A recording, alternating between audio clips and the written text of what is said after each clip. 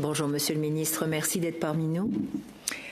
Monsieur le ministre, une sage-femme qui est formée à Vancouver ne peut pas directement travailler à Moncton. La mise au monde d'un électricien d'Alberta ne peut pas travailler à Montréal.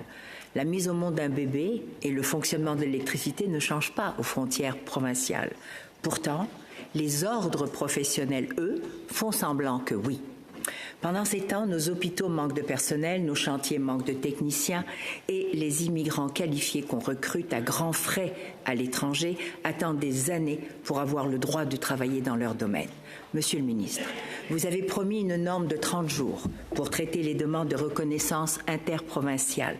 Pourquoi cette norme n'est-elle toujours pas entrée en vigueur et quand le sera-t-elle? Merci. Monsieur le ministre. Merci, Madame la Présidente, sénatrice. Merci pour la question.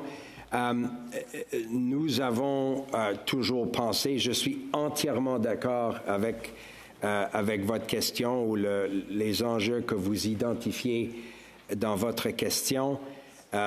Les premiers ministres, dans les rencontres où moi j'étais avec M. Carney, comme j'ai dit, les plus insistants souvent, c'est l'Ontario et la Nouvelle-Écosse, mais les autres sont d'accord dans ces conversations-là, les autres premiers ministres. C'est une question de se faire confiance.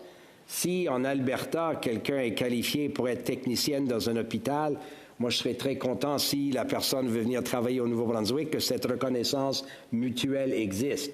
On est foncièrement la façon qu'on légifère dans ces ordres professionnels est bel et bien dans les mains des assemblées législatives des provinces.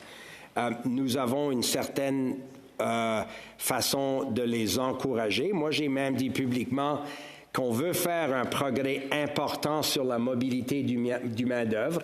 Vous avez identifié le secteur de la santé essentiel, je pense, pour les Canadiens. J'ai même dit, et ça a attiré certains critiques, que si on ne voit pas un progrès assez vite, on devra regarder ou penser aux transferts qu'on fait aux provinces pour la formation du main-d'œuvre, peut-être pour les encourager d'aller plus vite.